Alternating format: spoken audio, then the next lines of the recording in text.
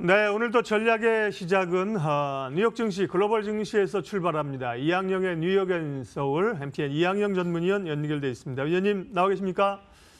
네, 안녕하세요. 이항영입니다. 예, 말씀드린 것처럼 영국 의회는 이번 주에 무려 표결을 3번이나 하면서 결국은 브렉시트 연기 쪽에 합의가 어느 정도 된 상황인데, 그러면서 유럽은 올랐는데 미국 증시는 또 좀 흐름 자체가 좀 혼조권이었네요. 네, 맞습니다. 미국 주식이 혼조로 마감됐습니다. 우선 경제지표가 오늘 좀 안 좋게 나온 것이 있었는데요. 계속해서 우리가 체크했던 거지만 지금 주택시장이 약간 불안하거든요. 그러다 보니 신규 주택 판매가 예상보다 훨씬 안 좋게 나왔습니다.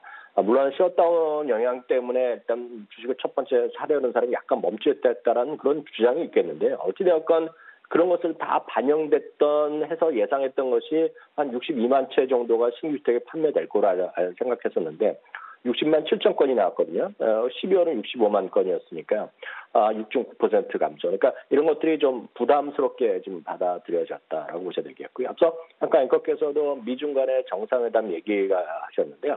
실제 이게 상당히 좀 애매하게 됐습니다. 지금 시장에서요. 뭐냐면 일단 3월 27일 누구도 확인해 준 적이 없지만 지금 뭐 블룸버그, 월스트리트 저널 이런 데서 3월 27일 날 말하라고 리조트에서 할 거로 많은 사람들이 기대하고 있었던 거 아닙니까? 근데 오늘 보면 또 블룸버그에서 이거 3월 말이 아니다. 그리고 빨라야 4월 초 그리고 조금 뒤로 미뤄질 수 있다는 얘기가 오늘 또 두세 명의 어떤 소식통을 이용해서 여러 군데 언론에서 그냥 인용을 했기 때문에 아마 좀 늦춰지는 것 같습니다. 근데 보면 이게 왜 늦춰지느냐가 여기에 좀 뒷단에 얘기가 있는데 물론 여러 가지 얘기가 있습니다. 아직 누구 하나도 얘기한 적도 없는데 분석한 기사를 몇 개 보면 아주 흥미로운 얘기가 있는데요. 중국이 지금 좀 뒤로 미루자는 얘기를 하고 있는데 무슨 얘기냐면 무역 협상이 완전히 합의가 끝나고 나서 정상회담을 하자 이겁니다. 그러니까 제가 이것도 이 제목만 봐서는 저도 잘 이해가 못 되고 아마 시청자분들 이해를 못 하실 것 같습니다. 왜냐하면 정상회담이라는 것이 이제 실문자들이 다 해놓으면 대통령 모여서 악수하고 사인하는 거 끝나는 거로 다들 알고 있었는데 실제 그렇지 않은 것이 우리가 딱 한 달 전인가요? 한 보름 전에 있었죠. 이게 바로 하노이에서 열렸던 북미 간의 정상회담에서 그 점심 먹으러 들어가기 전까지만 해도 잘 될 줄 알았지만 결국 서로 다 걸어서 나온 거 아닙니까? 그걸 보고 지금 시진핑이 브레이크를 걸었다는 겁니다. 뭐냐면 완전 합의를 하고 나서 만나야지 그 전에 하면 트럼프 대통령이 나갈 수 있다는 얘기인데 그런 얘기가 지금 언론에서 나오고 있는데 무슨 얘기냐면 트럼프 대통령의 성격이라는 겁니다. 뭐냐면 웬만한 정상들은 다 합의하고 만나기 원하는데 트럼프 대통령은 쉽게 얘기해서 마지막 영어로 하면 파이널 콜인데요. 마지막 콜을 자기가 하고 자기가 직접 사인하는 그 모습을 보여주고 싶다는 겁니다. 그러니까 그거 하기에는 다 뭔가를 남겨놓고 가야 되는데 지금 시진핑 중국 쪽에서는 그러기 싫다는 겁니다. 그 언론에 따르면 그렇기 때문에 모든 것을 합의하고 만나자. 근데 거기에 지금 뭔가 좀 브레이크가 걸렸고 이런 것들이 지금 주시장에 좀 뭔가 좀 부담 요인으로 오늘 작용했다라고 보셔야 되겠고요. 또 하나는 얘기 나왔던 이제 브렉시트 협상을 잠깐 저도 좀 말씀드리겠는데요. 이제 브렉시트 수정안이 부결됐었고요. 노딜이 또 부결됐었고요. 이제 브렉시트 협상 시한의 연장안이 가결되었고 일단 다음 주까지 해서 3월 20일까지 완전히 합의가 안 되면은 자연스럽게 이제 6월 30일까지 뭐 연기될 수 있다는 것인데 이게 사실 말이 그렇지 상당히 애매합니다. 왜냐하면 그 3월 29일이라는 시한 자체도 EU에서 만든 게 아니라 이게 영국에서 발표한 거거든요. 3년 전에. 그러니까 이번에 또 부실을 연장하는 것 자체에 대해서 신뢰성이 별로 없습니다. 중요한 것은 오늘 파운드와는 좀 하락하고 유럽 시장은 좀 반등했는데 제가 드리고 싶은 말씀은 그래프가 올라가고 떨어진 것도 중요하겠지만 지금 제가 오늘 그래서 영국 방송을 많이 봤습니다. BBC 방송을 너뚫어지게 많이 봤는데요. BBC 방송에서 하는 얘기가 그럽니다. 결국 지금 너무나 지겹고 너무 많이 이랬다 저랬다 하기 때문에 국민들이 지쳤다는 겁니다. 그래서 브렉시트 얘기하면 브렉시트가 어떻게 되는지 잘 알지도 못합니다. 영국 사람들 졌자 모르는데 그것은 뭐냐면 그만큼 금융시장에 관심이 없다는 얘기하고 있고요. 오늘 그래서 BBC 뉴스의 제일 마지막에 이런 말이 나옵니다. 그래서 파이널 브렉시트는 언제 되냐 그랬더니 지금이 아니라 2020년대 중반도 아니고 초반도 아니고 중반도 아니고 2020년대 후반이나 돼야지 될까 말까 이런 식이 나오거든요. 그러니까 지금 상당히 제가 말씀드릴 수 있는 결론은 이게 글로벌 금융시장에서 브렉시트에는 우려감이 워낙 많았었는데 지금 지나가는 아무것도 없었잖아요. 제가 봤을 때 브렉시트 재료는 앞으로 재료 자체가 별로 잘 안 될 것 같다는 생각까지 듭니다. 예, 말씀 잘 해주셨습니다. 조금 디테일하게 얘기하면 말씀하신 것처럼 이제 3월 20일 전에 한 번 더 투표를 해서 지금 수정안을 또 의회가 받으면 6월 말까지 3개월 연장하는 거. 그것도 안 받으면 언제가 될지 모르겠지만 더 길게 연장을 해야 되는 그런 지금 상태입니다. 예. 미국의 기술주 얘기 좀 하겠습니다. 최근에 보면 나스닥을 중심으로 기술주들이 다시 좀 올라오면서 주목을 받고 있는데 뭐 페이스북의 접속장애 사태라든지 일련의 뭐 이런 걸 보면 기술주 또 뭐 좀 흔들리는 모양새도 보이고요. 기술주에 대한 판단을 어떻게 해야 될까요? 네, 맞습니다. 기술주들이 최근에 그 주식시장을 주도하고 있는 것은 분명한 팩트입니다. 사실 자체입니다. 오늘 앞서 말씀드렸다시피 나스닥이 좀 쉬고 전체적으로 좀 주식시장이 혼조권이었지만 그럼에도 불구하고요. 기술주 섹터만 뚫어지게 딱 그것만 보면 오늘도 기술주 섹터는 0.1%가 올라갔습니다. 2018년 12월 24일, 그러니까 주식시장이 최근에 바닥이었다고 여기는 설인데요. 그 이후에요. 기술주가 지금 보면 얼마 올랐냐면 18.4%가 올라갔고요. S&P 500보다 더 많이 올라간 것이 딱 지금까지 모습이 되겠습니다.